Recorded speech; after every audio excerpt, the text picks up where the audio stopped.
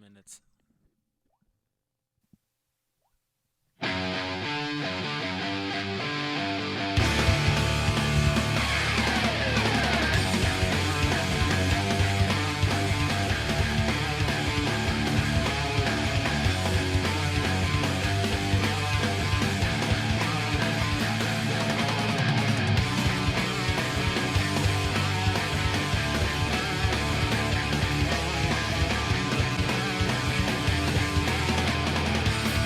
And welcome to Sports on Tap, part of the NEO Sports Insiders Network, presented by RRT Productions. We're in Studio J in Brunswick, Ohio.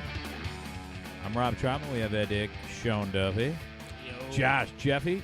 Yo. Here in a spirited debate was part of our Cleveland Indians It always year in happens. review. It always does. It's the weirdest thing. Like, baseball brings me and Rob almost to blows for no reason at all because our teams just fun. never win. You know, at the It's end of all that, they both gave the Indians the same grade. Which I is know. I found That was out the really weird thing. ironic. Yeah. Ipso facto. Is that an ipso facto? Yeah, But isn't it ironic?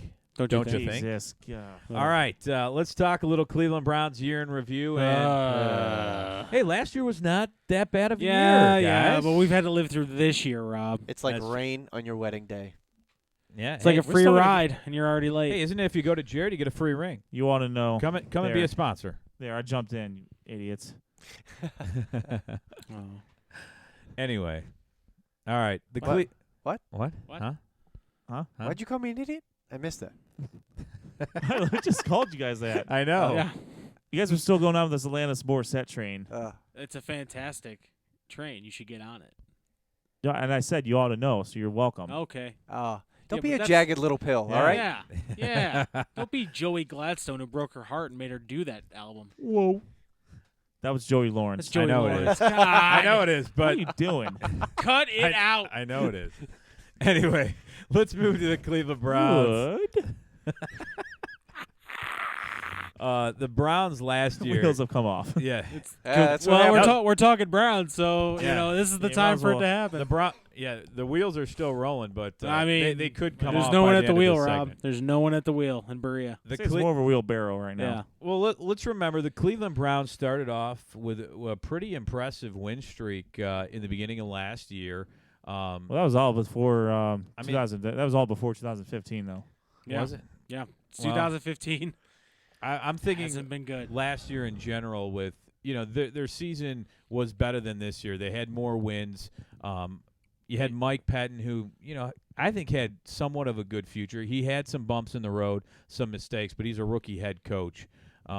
Looking at this team from last year, were you a little bit disappointed on obviously how the year ended, and what did you think the Browns needed to do this offseason to improve upon last year? Well, if I recall, I was a stark advocate for trading our first two number ones for Marcus Mariota.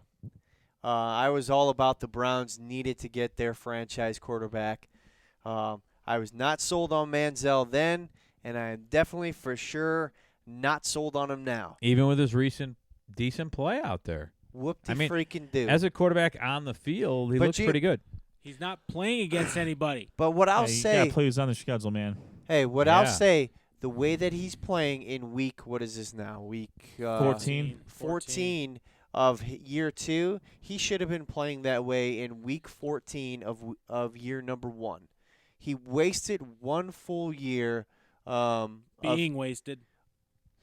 Yes, allegedly. Oh, I'm sorry. We're not allowed to talk about that. Too soon. Call No. it what you want to call it. He's a freaking alcoholic. I mean, I guess we'll start there because that's the big elephant in the room, the quarterback situation. Because the Browns are going to have a top 3 pick again, and what are you going to do? And That's the real question. and I'm a stark advocate again for getting the best quarterback on the board. The best yeah, but is quarterback. there a good quarterback in this draft class Well, that I haven't really stands I haven't out? really done my scouting on YouTube yet, so that is yet to be yet to be That's told. coming at the draft special. Right. The way But- too early preview of the Yeah. draft already. Next Exactly. week. But it almost seems like now, yes, Manziel has done some things on the field where it's showed some promise. But to me, I think it's a little too late. And I think when it comes to this team as it stands right now, I mean, they're 3-10 coming off of a win against a very bad San Francisco team. And Jim Donovan himself said this is as bad as it was the expansion year. And if it really, truly is that bad, now is the time to, I hate to say it because we've done it so many times, but blow it up completely and start brand new. The only way you're going to get a qualified person in here to be, whether it's vice president of football operations, or a high-quality GM, or even a high-quality coach, is if you're going to have that number 1 pick or a top 3 pick where you can get your quarterback. Because I don't think, and this is just my opinion now, I don't think there's a coach or a quarterback that is, or a GM that is proven that'll want to come here and deal with Manziel and all of his headaches. Now, he's done some good things on the field. I'm not taking that away from him. But you still have that big black cloud of what happens off the field. Guy was in rehab. Guy had incident with his girlfriend going 90 miles an hour on the highway. His coach told him, hey, don't do nothing to embarrass us, a.k.a. don't do anything at all on your bye week. Next thing you know, he's on TMZ shooting a video. He lied to his coaches. I mean, that kind of stuff. I don't know if he was on TMZ trying to shoot a video, but well, I will was say this: shot. when you're Johnny Manziel, you know, you have to be careful you with have to where be you careful. go. And when you're in front of the camera, go party. This is what I tell them: go party. Just don't be the life of it. There it is. You know what? Go spend your money that you have with your cronies in a VIP area and just say, hey, no cameras allowed. You have to be Gronk. And have yourself a ball. Go be but at least Gronk about it. At least Gronk backs it up. Yeah, that's the thing. Gronk has But backed Gronk's up. not being asked to lead a team. Gronk's not being asked to be Yeah, if you're the savior of a if team. you're a Gronk's quarterback, asked That's to it's be different. open. You know what I mean? If you're a quarterback, you are held to a higher standard, and he hasn't grasped that yet. Now, on the other side of the ball, the defense, the Browns paid a lot of money for this defense. They spent a first-round draft pick, number 12, Danny Shelton, on him, and it seems that A, the guys aren't playing up to their level of talent, or B, the coaches aren't coaching these guys up properly. Paul Kruger is a huge example. Guys had so many sacks last year. This year he has like 2 or 3. A guy like that should not be in coverage, No, in my opinion. not He should at all. just be hands down on the ground, rushing the quarterback. Yep. He's Hey, pretty good against the run too. Yeah, exactly. Because he's a linebacker. He's an inside linebacker that they moved to outside. He's an inside linebacker. Paul Kruger is an inside linebacker or a defensive end in a 4-3 defense. 3-4s, I'm sorry, unless you have amazing personnel, do not work in the NFL. Why? Because guess what? They're throwing the ball and they think that linebackers can cover tight ends. You can't do it. Rob Gronkowski proves it every weekend. He is able to get on an outside linebacker and be 40 yards down the field catching a nice rainbow from Tom Brady, winning me money on DraftKings because he's able to do that because no Cheap outside linebacker can cover him. To be fair, No there's not a whole safety. lot of people that can cover him. But I'm saying that's the nature of the tight end position now. Now they're lining up in line. Tyler Eifert is now having a great Gary Barnidge, Gary Barnidge. Thank you very much. He's able to get those matchups. Care Bear. So why are people putting outside linebackers on there and taking all the pressure off getting guys like Tom Brady off their spot? It's bad defense. I'm sorry. What worked at New York with Rex Ryan and Jim O'Neill and Mike Pettin when Mark Sanchez was slinging the ball for the Jets is not going to work in Cleveland because guess what? You don't have the personnel. You don't have a Revis on Revis Island anymore because Joe Hayden's hurt all the time. You don't have that here. It's not going to happen. I'm sorry. The defense was overpaid, underperformed since game one. Since they played the Jets, game one. Well, Everyone got paid I think in the one offseason. thing we have to figure out is if the talent coming in is as talented as what our scouts and general manager think they are, or are the coaches' schemes just not fitting the bill Well, I think to our players' talent? It's probably a little bit of both, to Yep. be honest with you. I mean, because this is the same scouting department that puts no thoughts into wide receiving. Yep. Not one That's at all. what I mean. In the last 2 years, I we've can't had figure that out. Or hope that Josh Gordon could stay sober. right. I mean, the last 2 years, you've had gourds of receivers in the top 2-3 rounds that you could have got, and we And got not one of Odell them. Beckham And Jr. was there. And actually, taking. we had Willie Snead, who's on New Orleans, who's a number one No. or two Yep. wide receiver, He's having a and good year he's there. an undrafted free agent that the Browns released during the year. I mean, granted, they might have found some undrafted players that maybe have been decent. I think the best move they've had is letting go Jordan Cameron and having Gary Barnage play. Yeah. I mean, that could have been a little bit of luck there, but. You look at some of the talent, on defense. It was supposed to be a pretty sweet defense, a shutdown defense, and it hasn't worked out. And it seems like, it's the 49ers, but the rest of the year the defense hasn't been able to stop anybody. The Where was offense, though, let's give them credit I will. because they have been able to put up a good amount of points, I feel like, in Which most was a games. problem last year. They didn't put up a lot of points last year and left their defense out on the field a lot. Yeah. And now they've almost flipped the script. But the problem is, where was this team defense that they talk about that they had yesterday when they played the Bengals twice, or when they played the Steelers, or when they got blown out? You know what I mean? Like, That's what I mean. It's is a it- great team win when you beat up on a 49ers team that has 6 defensive starters not playing, and Blaine Gabbert is their starting quarterback over Colin Kaepernick. Kaepernick's hurt, by the way. Yeah, I know, but what I'm Okay. saying is that you put Blaine. I mean, that's like, and again, our win. Johnny Manziel has two wins this year. Okay, let's break it down. A Tennessee defense who's given up a lot of points over the last entire season, and the San Francisco 49ers who can't field a healthy team. So let's not start blowing our horns and saying Johnny Manziel is making a turn. He's playing good, but he's been playing so bad that anything that resembles positive play is going to be heralded as, oh, he's figuring it out. No, he's not. He went and partied on his freaking bye week when he was told he's going to be the starter. He should have been in the film room, bro. Yeah, this is this franchise that got rid of a 10-6 Brian Hoyer. Thank 'cause you. He wasn't good enough. And I'll still never understand that and one. let a guy like Jabal Sheard go. Right. Who has just destroyed Brian Hoyer yesterday of all people. And a guy like Buster Screen, who would be really helpful in the secondary right now. They didn't even make an attempt at that guy. He did want a lot of money, and And he got a lot of money. Well, that I can but see yeah. because the Sometimes Browns. you can't well, the do- Browns invested a first-round draft pick. And Gilbert, I on get that. Gilbert. That's more You understandable. were hoping And that that's he would come another- through in year 2. that's another blunder. Well, I'll be honest with you. I mean, the quarterback position honestly has not been the problem this no, year. it hasn't. It's been really Neither in a has really the messed up offense. way not, to go. Not on the field. Off the field, it has been. Oh, absolutely. I'll Because give you that. It's been a distraction. Because even when We changed McCown, quarterbacks 6 times this year. well, even Yeah. when McCown was playing, you still had the whispers in the back, and the rumors of some people in the front office. Just you got to see what Johnny is, and Johnny this, and Johnny that, and that's just where it got to me, where you have a guy like McCown. Yeah, he's not your future, but he's a top 10 quarterback. Yeah, he Yeah, was. he He was pretty was. impressive And this and year. he did not lose some of those games. It was the defense. Yep.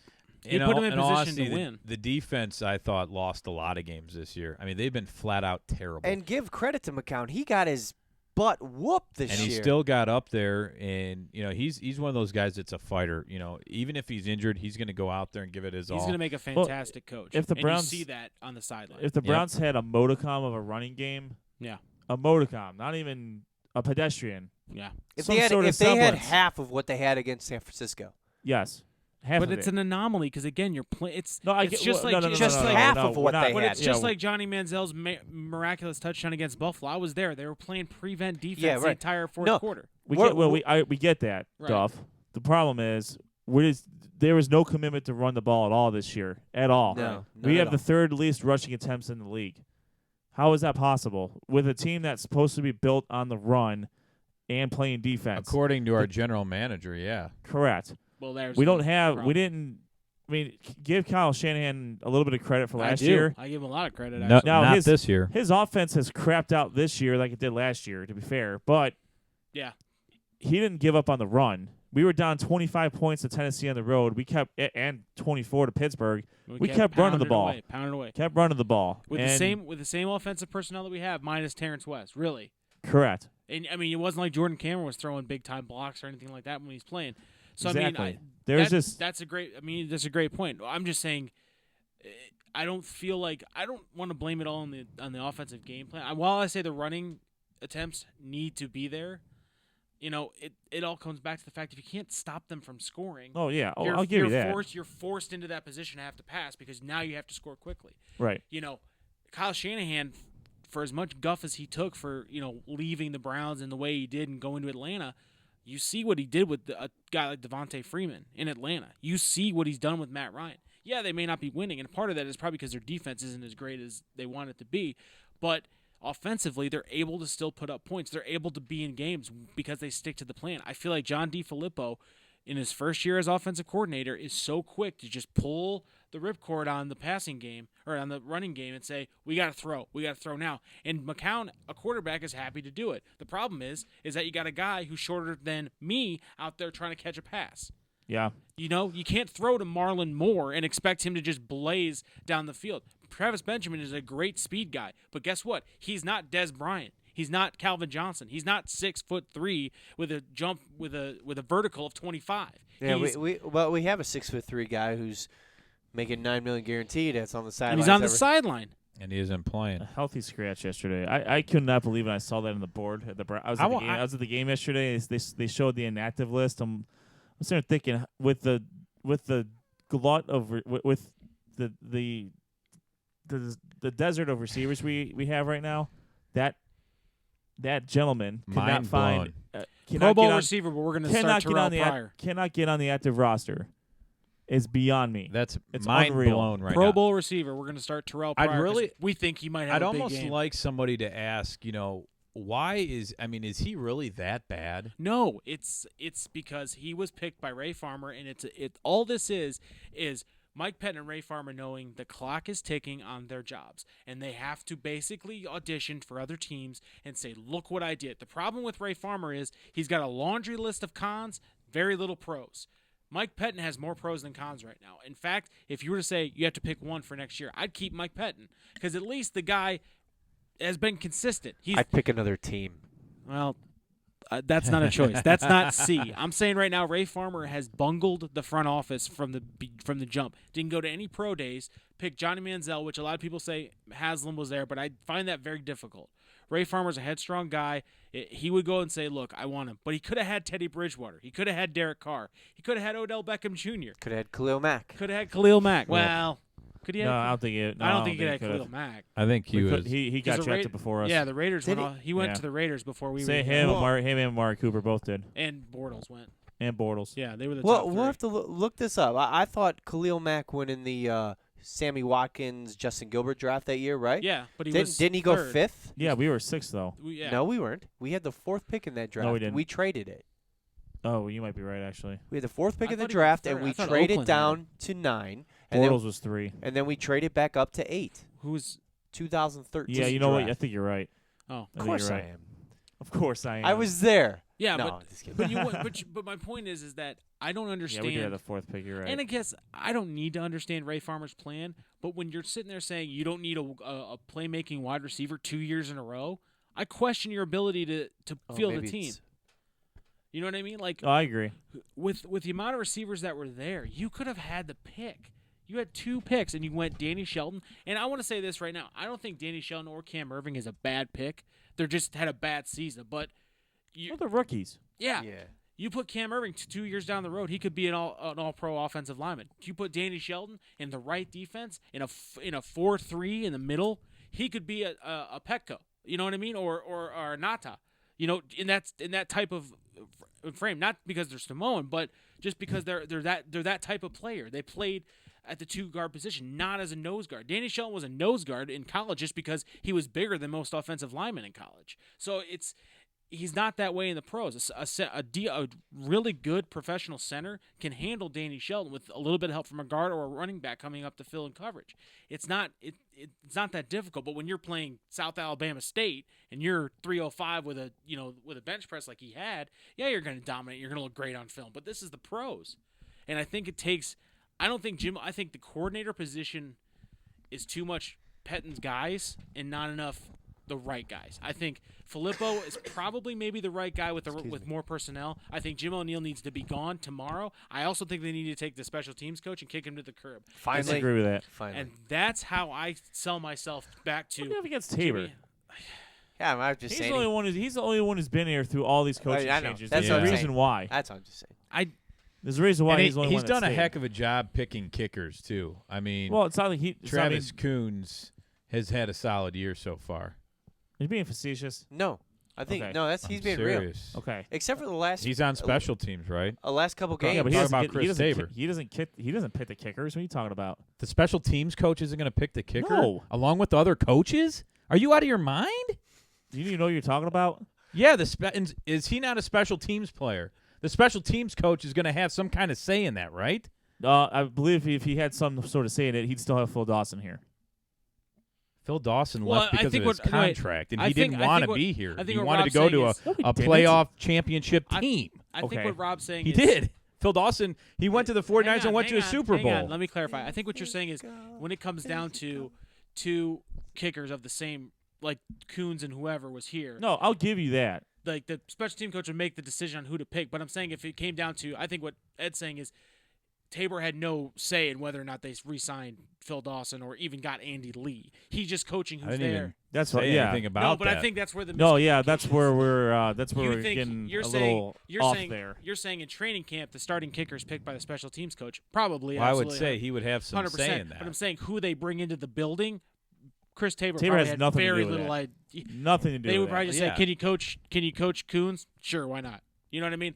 And the reason Yeah, I say and get it- rid of the special teams coach because he's been here too long. I think if I'm petting and I'm going to Haslam saying, "Look, if I get rid of O'Neal and okay, I can get a special teams coach like Tabor, get him Just gone." Get rid of That him. makes no sense. But this That is makes the no Browns. sense. It's the Browns. What you're saying makes no sense. We have one guy who actually has some sort of stability, and you want to get rid of him. But the other people who are trying, and I'm okay with you getting rid of O'Neal. By the way, I'm good with that. I would hope so. But I mean, a guy like Patton, for example, and DeFilippo, I would want. They need to stay. Yeah. They need to stay. You can't keep blowing this crap up every freaking year because I agree. I'm one of the guys that's saying keep petting, but I'm saying if you have to justify your position and what you would change, it's always easy to get a new special team. I mean, I'm not saying that Chris Tabor deserves it. I'm saying he could make a case to a guy like Jimmy Haslam and say, why should I keep you, or whoever the new GM is, and say, look, obviously we need to get a new defensive coordinator. I have these guys in mind, and maybe we need to change up the special teams or. I don't think you changed DeFilippo. special teams really hasn't been that terrible this year. I know, but there's. You can't just make a change for the sake of making a change in the special teams. I'm not saying. Why are you it's- picking on the special teams? That guy has Because- survived more All right. coaching changes than Joe Let's put it- Thomas. let's put it this way: the defensive coordinator should be gone. But I like what DeFilippo is doing on offense. I think the defensive coordinator, but the problem I think with that is if you get rid of O'Neal, you're gonna have to get rid of Pettin because Pettin's not gonna move off of his defensive scheme. Well, he better. But gonna I have think, to. listen, I think it goes more to the top of that. If you get rid of Farmer, Mm-hmm. you bring in a GM, You he's don't- going to want to hire his own coach. Correct. And that's the only way you're going to get a credible, maybe even a proven GM in here or a credible football guy. They have to have full say. And they're going to bring in their guy Agreed. who it is. Now, I'm with Ed and I'm with you guys. I'd love to have stability. But just in this particular instance, it's not working. I mean, Mike Pettin's a good dude, and he had promise, Mm-hmm. but he just doesn't have, in my opinion, what it takes to be a successful head coach. He's a player's coach because he gives these guys days off all the time. Like you're a 3-10 team. I'm sorry, after a win, there shouldn't be an off day Monday. That's tough to justify. Everyone should come in. You know what I mean? Or your training camp, for example. All the guys that were sitting out because the guy had a pulled hamstring or light practices. I mean, we heard it on radio. Even the guys that were covering training camp are like, man, it seems kind of light for a training camp when it comes to that. And it seems like the players took advantage of that. And when it comes down to not playing and choosing sides, and then the players get caught up in the tug of war between the GM and the coach and maybe even the owner. I mean, Gary Barnidge, for example, for his extension that he just signed, he went straight to Jimmy Haslam, went clearly around Ray Farmer, and when you have that kind of I think that lack was, of I think that was a telltale sign that a lack of structure in that. I mean, I'm sorry, it just maybe it starts at the top with Jimmy Haslam, but you can't get rid of him. right. But you need someone, if Haslam's not going to be the full-time guy, you need someone here on the football side where everyone reports to. Well, that's the problem. The problem is the structure is a problem. The structure is a problem. Structure and culture. The culture is a huge thing. The GM reports to Haslam. The coach reports to Haslam. Yeah, exactly. That's a major I'm with issue. you. And then you have then you have reports are Alex Shiner is getting involved in the football side too, which he's a business guy. And he's doing a fantastic job because he's selling a product that, let's face it, is not the greatest product in the world. The business side is doing just fine. Football side is where it needs to be corrected. And we all know if the football side gets corrected, and in this town, if it's a winning product, it'll sell no matter what. Yeah, absolutely. Oh, it'll sell 10 times over if it's a winning product. So, I guess the next question is who would want to come to Cleveland right now, given that? That's and a that's huge question. Because it what depends they always too. If we have the number one pick, well, I mean, I think that could be a nice bargaining chip. Is a great bargaining chip, but you're not going to get the guys that you want. Bill Polian's not going to come here and be your GM or even be your president. He would be exactly. Yes, I agree totally. The guy that would hire the guy. Yeah, I would agree with that. That's probably what Jimmy Haslam needs to do. You get a Bill Polian, you get a Charlie Casserly, you get a Ron Wolf. Yep.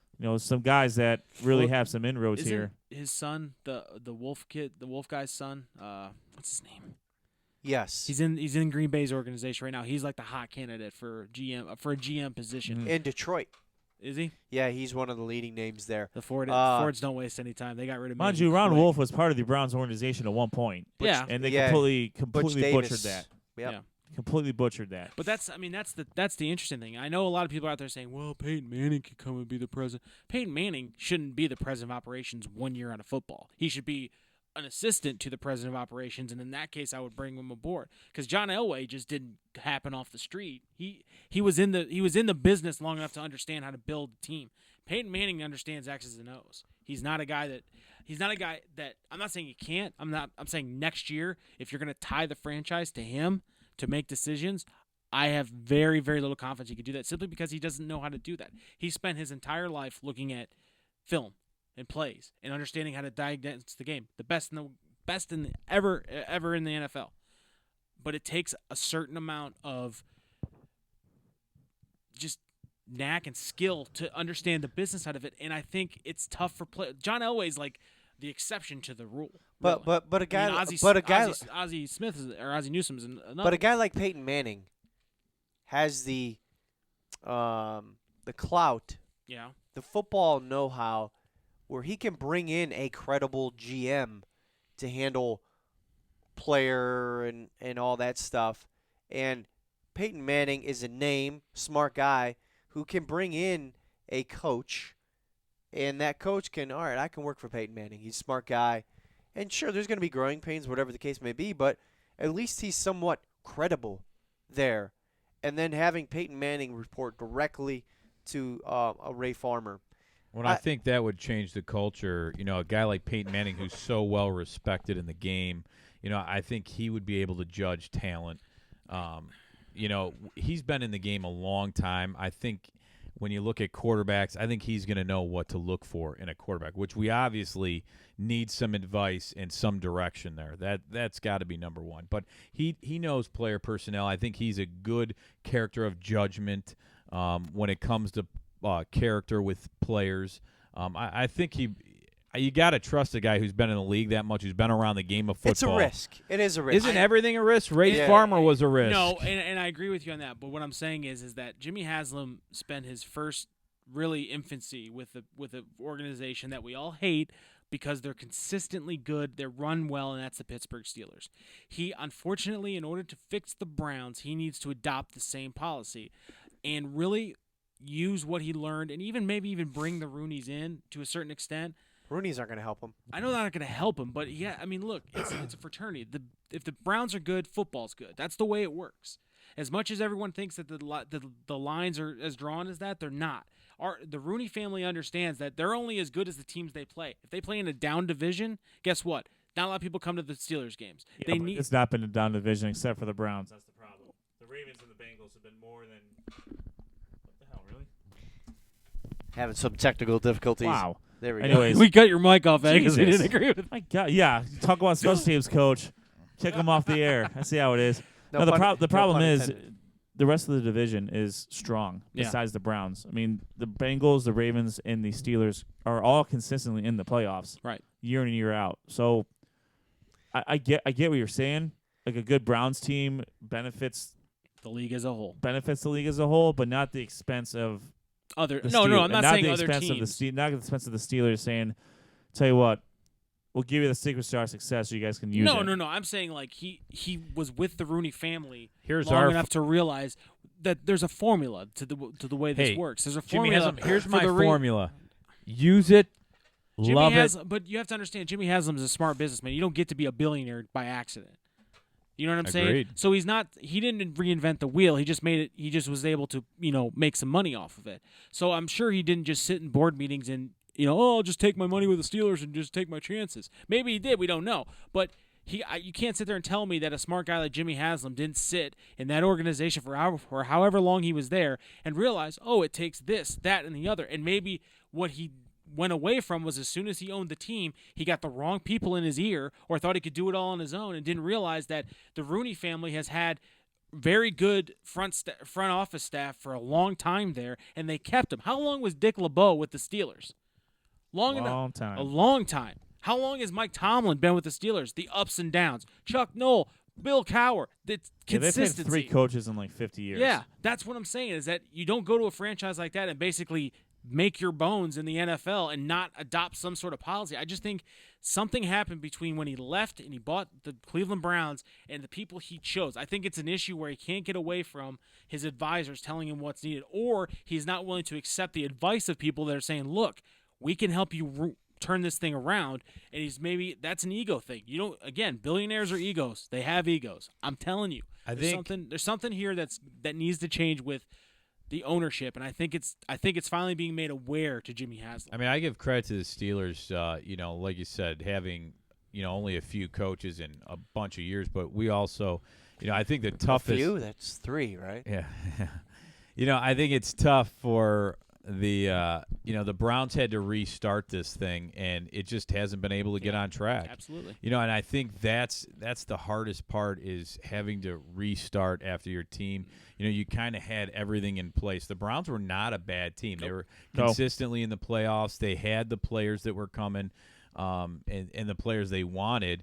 But then when you have to restart, it seems like it's really tough to get it going, and finding the right people right now have been an issue. It's all about coach and quarterback. Haven't found it yet. Yeah, and you to see have that too. culture and stabilization with keeping coaches and everyone here, that's been a real issue, and not many teams have had to go through that. But it's getting to the point now where Jimmy Haslam's gonna find a guy. He's gonna get it right. Yeah. It has to get right. It has not been right in 17 years, so it's going to have to get right. But it's going to get to the point where the Browns are going to be, I think it's going to be coming up this year. They're going to find their coach, and they're going to draft their franchise QB and let it ride.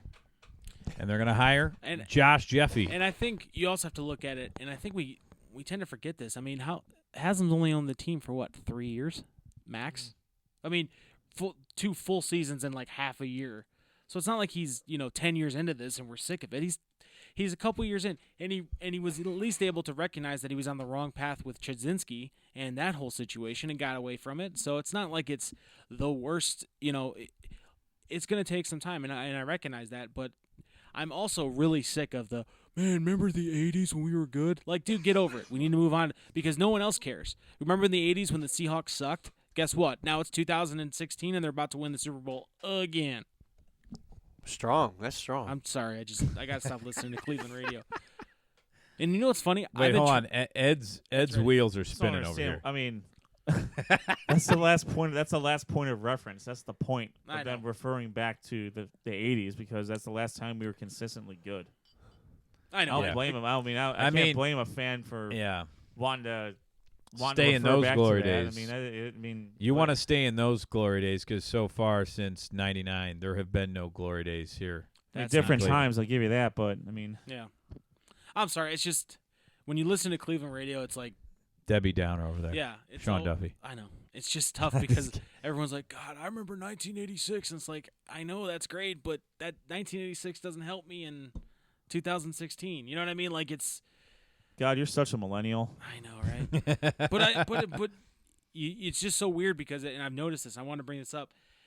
I've been traveling out of town a lot for work, so I'm in Florida, and like they don't talk about the Buccaneers or the Dolphins with such veracity as they do the Browns, and the Dolphins have had pretty much a losing season, a losing culture for almost as long as the Browns. That's since Chad Pennington was around. Yeah, I mean, and that was a mediocre at best, really. I mean, if you look at it, it's been, it's just weird because I'm down in and you really understand it because there's a lot more to do in Miami, Florida than talk about the Dolphins.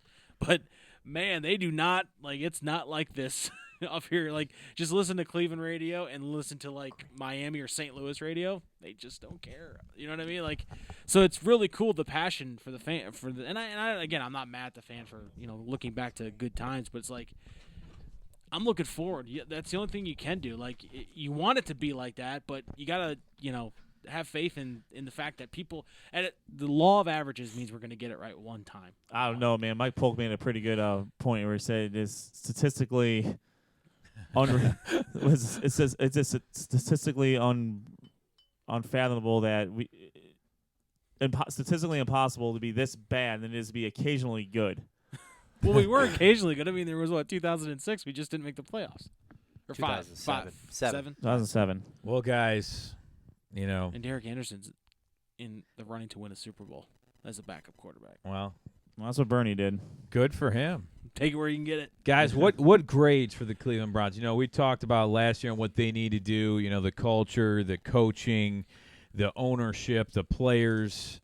What grades do we give for this last year of this Cleveland Browns team? I hate to say it, fellas, but I'm going to get a flat-out F. Whoa. They failed. They have failed miserably to the point where I'm questioning my fandom. Wow. What? See, I get on the fans. He's questioning being one. Well, no, it's just this guy over here. No, it's just you've been so. He wants to give it a Tabor too. And the Tabor. I understand too. Chris Tabor was a. You've been a diehard fan for so long, and you put so much into it. Yeah. That you hey, tell my dad that. You just can't. You just can't give anymore. So it's. You hope that there's a light at the end of the tunnel. You just can't see it right now. So that's where, for me, I'm at the point where I need it to blow it up. I need a new hope. You know what I mean? I hate to say it, but I need that first pick overall. I need a new GM. I need a new coaching staff. I need everything new, and I'll be refreshed and re-energized. Right now, it's just stale. So F for the Browns. Wow. I'm in the same boat. I look around. Remember, no. As a Browns fan, you can always say, look, for the last few years, we've been we're not as bad as the Titans or the Buccaneers or the Vikings or Detroit or or the Seahawks or the Redskins. But I would trade places with any one of those teams, including the Chargers right now, just to know that Chargers are pretty bad. But they got a good quarterback. They got a decent team, and they make a couple adjustments, and they're right there. But I just, like Josh says, I don't see the end of the tunnel here. I just see more and more darkness, and I see more and more. Let's give this guy a try. He's our fifth choice because our first four turned us down. It's bad, man. It's really bad. It's really tough to be even on a Sunday morning. What happened? Even on a Sunday morning, I don't get up for Browns games anymore. Honestly, it was 60 degrees. I played golf this weekend, and I was oh, the Browns game started. I'll go catch the end of it, and we won. So you need to go golfing more often on Sundays. Listen, if I go golfing every Sunday in December, I'll take it. That was pretty awesome yesterday. But yeah, I'm with Josh. It's an F. Wow, 2 Fs. I'm gonna go with a D. Oh. I'll go with a D. Couldn't do it, could you? No, because they still have Tabor. They do. Have they do. That was a sore spot for Ed. Yeah, you guys really does. You guys are trying to find a scapegoat. You guys are looking. It's always easy to pick up the special teams coach. Hey, do you know no what? one even knows who any of the other special teams coaches are in the league. Tabor might be head coach when all said and done. He could be, yeah, very much. Hey, worked for John Harbaugh. That's true. Just saying. Yeah. Yeah. Mic drop. Just end it there. No, you win. Yeah, I just don't. Yeah, I see what you guys are saying. I completely agree with it too. Well, for the most part, I don't want to. I don't see a need to have to completely tear everything apart.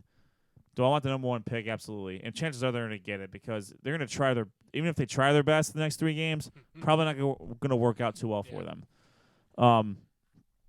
Because all 3 of those teams need to win in order to. Yeah, get they're all playing for something. It's not like a couple of years ago when Mangini ran the table in December because they played a bunch of stiffs. Right. Yeah.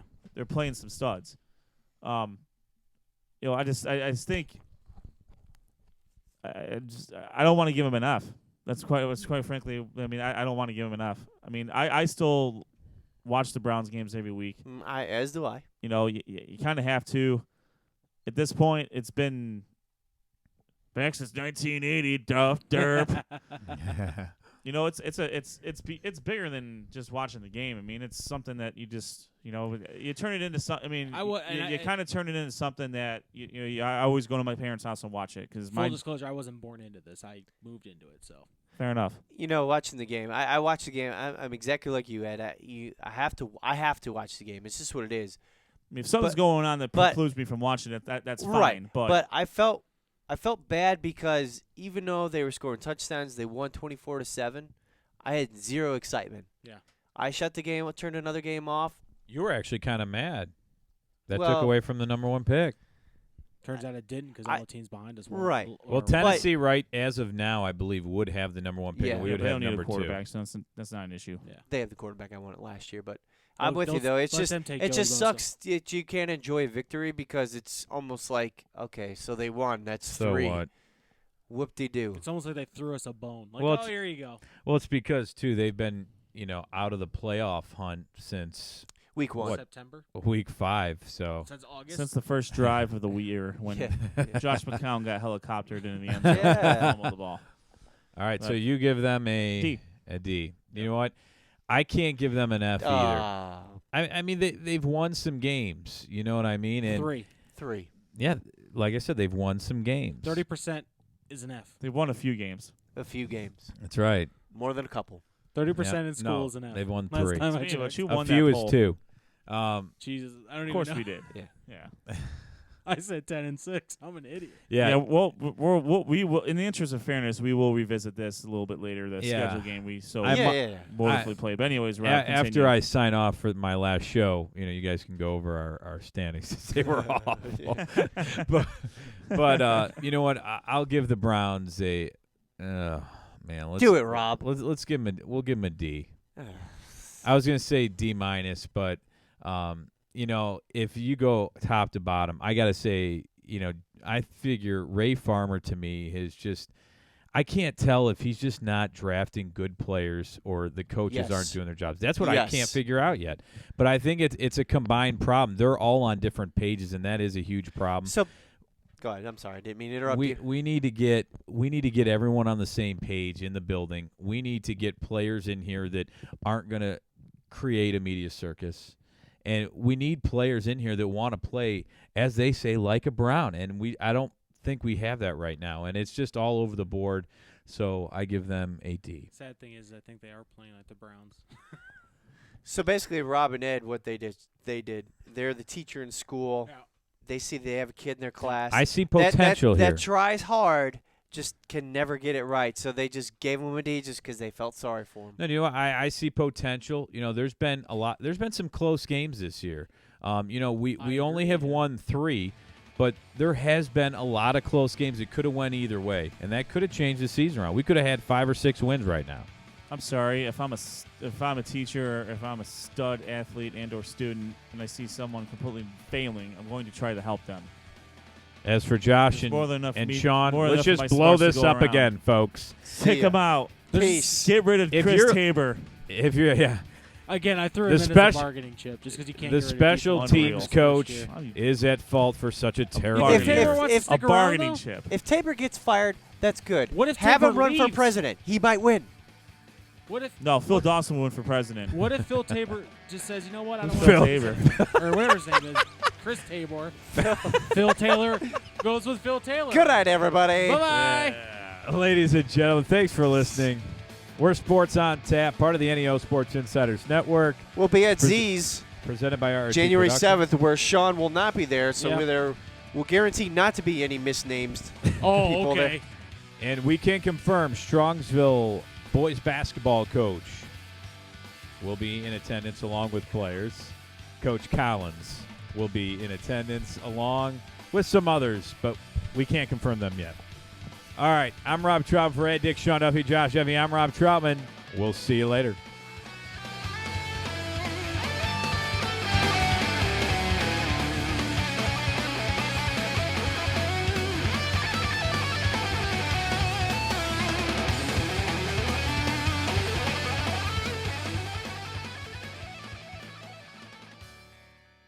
For the best coverage of Cavs, Indians, and Browns, check out NEOSportsInsiders.com.